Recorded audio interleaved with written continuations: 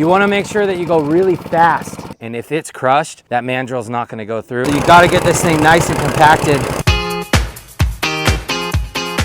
So here we have the dig Alert Markout. We're getting ready to do this 200 amp electrical panel upgrade. We need to dig from this handhole right here. We need to come along all the way over here, 36 inches deep to 42 inches deep, depending on what's in the way. And this is where our panel is going to go, right here. Gas meter's right here, panel's right there. It's got to move. So we're moving the panel right over here. We started noticing sand right here. So I'm pretty sure that the gas line that's right there goes right out this way. It was marked out, but I want to double check it. We have our own underground tracer. Quick tip here is this wire that's wrapped around the gas line right here. This is actually a tracer wire. We clamp on right here and we have this thing on all the way up to 10. This is the receiver. So we just turn this on and it's got a little gauge right there and you start to hear the tone. The closer that you get, the louder it is. So I wanted to show you guys, you can do this on your own. You just got to buy one of these. This is the Tempo. Works pretty good. I think I got it on Amazon. I'll put it in the links in the description. But when you move out of the way, the tone goes away. And then watch this. When I drop down, that's where our gas line is. So we're going to be super careful digging right here. If you are doing underground panel upgrades, you got to have one of these. On one of the projects that we did, we hit a gas line. It's because we didn't have a tracer with us, and the fire department showed up, the police showed up, the city showed up, and the last ones to show up was actually the utility company. So we were sitting there for about an hour just waiting for everybody to show up. So you got to make sure you get a tracer so that you're not hitting gas lines, because it's not fun. Let me know in the comments if any of you guys have hit a gas line ever. But just remember, you still need to call 811. Get them out here to locate, but then this is super helpful when you're actually digging yourself to make sure that you can find the depth of the conduit as you're digging, because sometimes they miss. So if you have your own tracer as well, you can trace that wire that's wrapped around the gas pipe all the way out to wherever you're going. All right, so if you can see here, we got the trench dug and we got the conduit installed. The utility company in this area, they require a 3-inch conduit for all underground installations now. And if you notice here at the end, we are not allowed to go into their handhole. So what we have to do is just leave the 90 sitting right there with the conduit stubbed. If you can see it right there, the conduit's just stubbed. So we have to leave it just like that.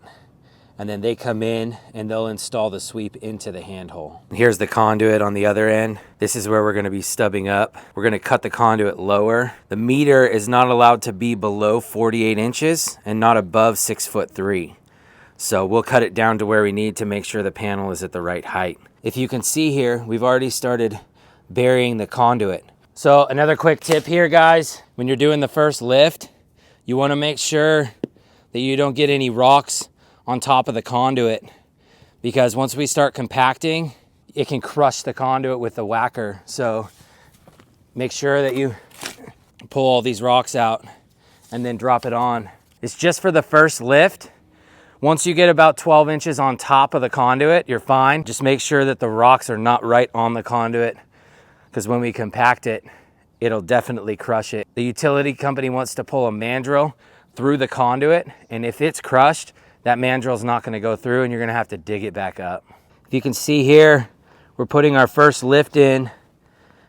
As I said, you really don't want to go more than 12 to 18 inches on your first lift, and really on every lift, because if you start compacting it and you have, let's say, 36 inches of dirt down in that hole, the bottom layer of the dirt is not going to compact. So you have to do it little increments at a time as you're going up. So we got the Wacker here. On your first pass with the Wacker, you want to make sure that you go really fast. If you go slow, it's going to sink down into the soft dirt. So you want to do a first pass that's really fast, and then when you turn around, you can come back the other direction nice and slow and compact it. I usually go about 4 to 5 passes to get at least 95% compaction. So you just start it up, get it going, and then a really fast, see that, it started sinking.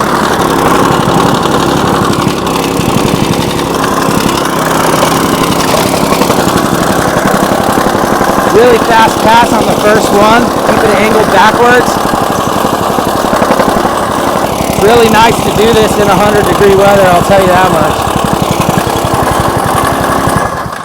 You gotta make sure we get that really good compaction because we don't want any sort of caving in over the years. So you gotta get this thing nice and compacted. So another thing that's really critical is to make sure you mix the dirt with water. If you put dry dirt in there and you try and compact it, it's gonna send dust everywhere and it's not actually gonna get compacted. You can see this, it's just dust basically. So what you wanna do is you wanna get your shovel out. Paul's gonna spray it for us and you wanna just mix it. Not too much because it'll get all mucky. You just wanna mix it up with all the dry dirt so you get a nice consistency to where when you grab it, it'll stay firm. And there it is. We got the dirt all the way up to where we need it. They're gonna lay pavers in here, so we're gonna leave a little bit of space, about 5 inches. Put a little concrete down, and then they're gonna put their driveway back over this section right here. So the utility came and installed their sweep into the handhole, and we finished backfilling all the way over here. We did 12-inch lifts at a time, and then used a jumping jack to make sure that we got at least 95% compaction. And this right here, this is the utility section. So we came right in the bottom with the 3-inch MA, strut strap, some strut right there. Schedule 80 going up above ground, right? Anything subject to physical damage has to be Schedule 80. So you can see here, this is the utility section. Here's the whole panel right here. Nice and good. Right up there is the rapid shutoff switch for solar system. So they have a battery backup at this house actually. So this panel is gonna look a little bit different than most. You can see right here we have a 200 amp breaker. So this is a sub feed to a sub panel that is right inside on the back side of this. The garage isn't open right now, so I can't show you. Sorry about that. But you can see the CTs for the solar right around the main bus bars that come in the panel. We got our 3/0 wire right here, neutral, ground, going into the sub panel that's inside. And then there's a battery backup on this as well. So right here, this is our rapid shutoff switch. So everything has to be labeled as to what it is. So you can see on the front here, this system is equipped with solar. We got all our warnings fed from multiple sources because we have a battery backup.